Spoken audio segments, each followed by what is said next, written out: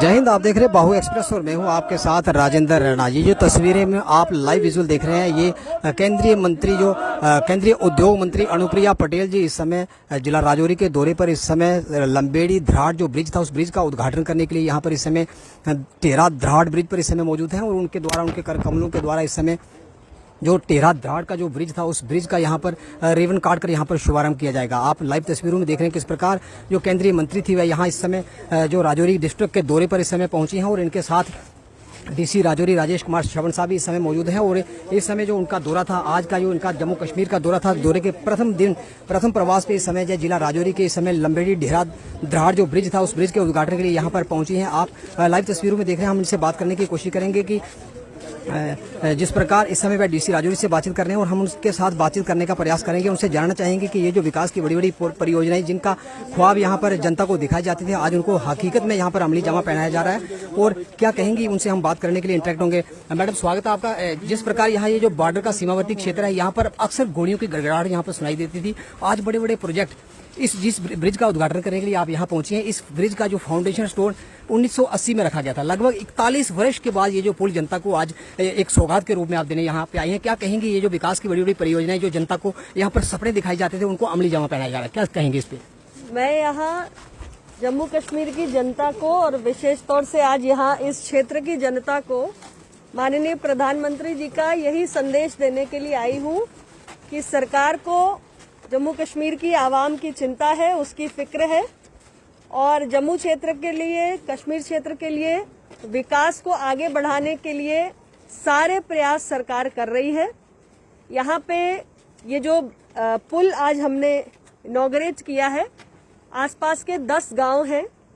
जो इससे लाभान्वित होंगे और लगभग 4 करोड़ 40 लाख की लागत से ये पुल बनकर तैयार हुआ है। इसके अभाव में यहाँ आसपास के 10 गांव की जनता को पहले बहुत दूसरा रास्ता लेकर काफी कठिनाइयों का सामना करना पड़ता था,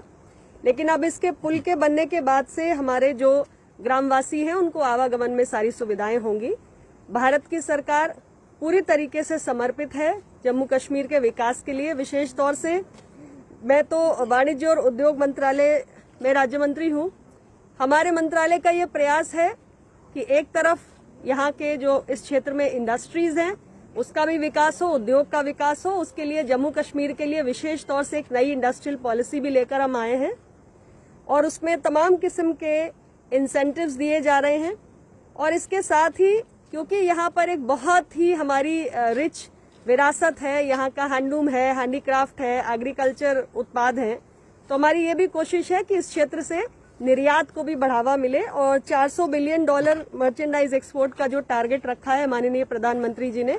उसमें हमारे जम्मू कश्मीर क्षेत्र का भी योगदान हो, यहाँ से भी निर्यात को हम बढ़ावा दें। मैडम, एक समय ऐसा था कि यहाँ जम्मू कश्मीर की जनता मंत्रियों से मिलने का, मंत्रियों को दर्शन करने के लिए तरसती थी, लेकिन क्या वजह है कि आज 70 मंत्रियों का केंद्रीय मंत्रिमंडल का एक दल जम्मू कश्मीर के प्रत्येक गाँव में यहाँ पर इस समय दौरा कर रहा है? क्या वजह है कि जो पिछली सरकारें थी वो जनता को इतनी तवज्जो नहीं देती थी, यहाँ की जनता को हर क्षेत्र में इग्नोर करती थी? जनता ने आजादी के बाद से लेकर इतने वर्षों तक बहुत संघर्ष किया है तमाम मोर्चों पर और माननीय प्रधानमंत्री जी श्री नरेंद्र मोदी जी के नेतृत्व में आप जानते हैं कि अनुच्छेद 370 और 35A को हटाकर जम्मू कश्मीर को एक अलग पहचान देने का, एक नया नक्शा देने का और 2 यूनियन टेरिटरीज कार्व आउट करने का एक ऐतिहासिक निर्णय हुआ है। और यहाँ की जनता विकास से जो वंचित रही है इतने वर्षों तक,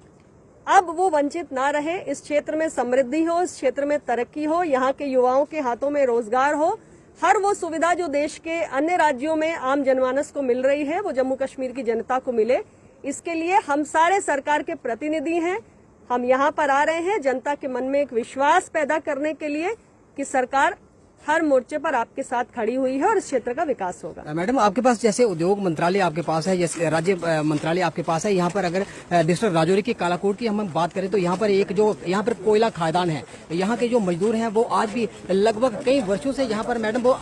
जो मरण व्रत पर बैठे हैं। मैडम, उनके बारे में कुछ कहेंगे आप, जो मजदूर मरण व्रत पर बैठे हुए? मैडम, तो ये जो केंद्रीय मंत्री यहाँ पर थे, इनसे जब हमने कालाकोट की जो कोयल जो खादान जो